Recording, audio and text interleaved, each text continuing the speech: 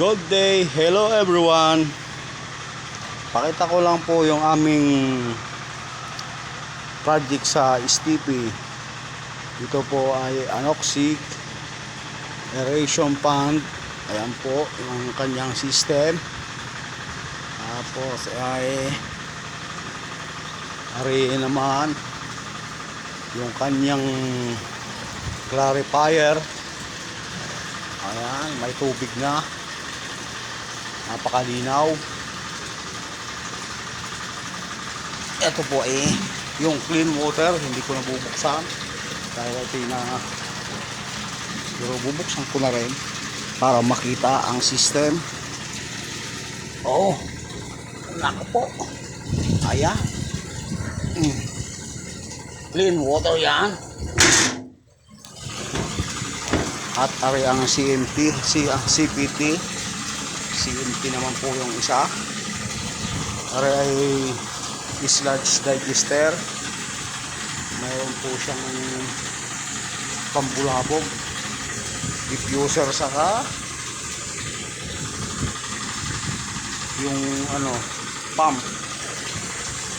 Tapos ari ay tertiary tank. Ayan. Submersible ang panghigop.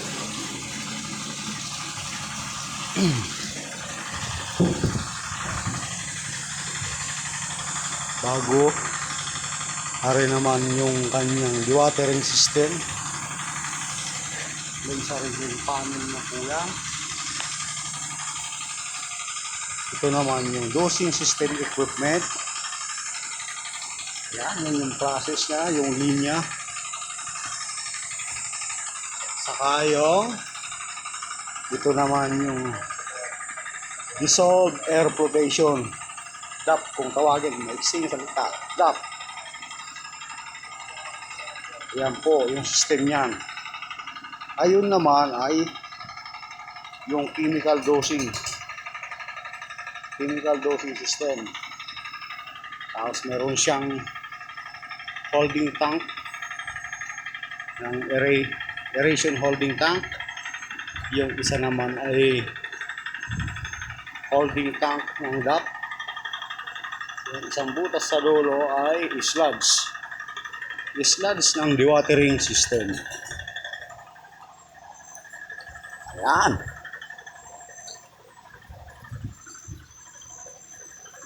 At ito ang kanyang tertiary. Malinis na tubig na po yan. Pwedeng gamitin ng pangdilig. Yan. Ito yung kanyang tertiary. Ito ay chlorine tank. Tapos ito yung drain. Ayan napahaba. Medyo mainit lang. Yan. Ayan po yung kanyang system, pati yung mga linya. Ayan, paikot-ikot lang yan. Tatapon, ibabalik.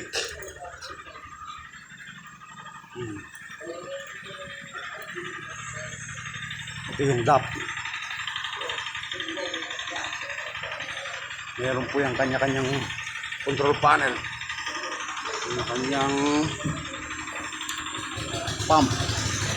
Ito yung panel ng DAP. May compressor. Chemical dosing. Dito ulit yan. May sariling panel din.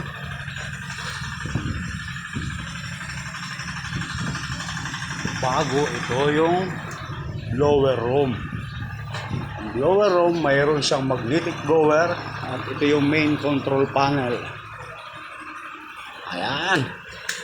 At ay napakagwapo ng aming control.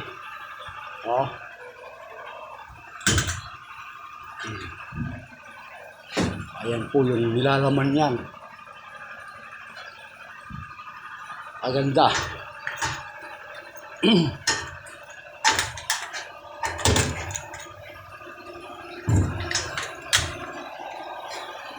Ayan. Napakalinis. ang aming panel. Ayan. Thank you very much. Pag nagustuhan po ninyo ang aking video, paki-like and share na rin. Thank you. Mayroon pang flow meter. Ayun, paakyat. Thank you for watching.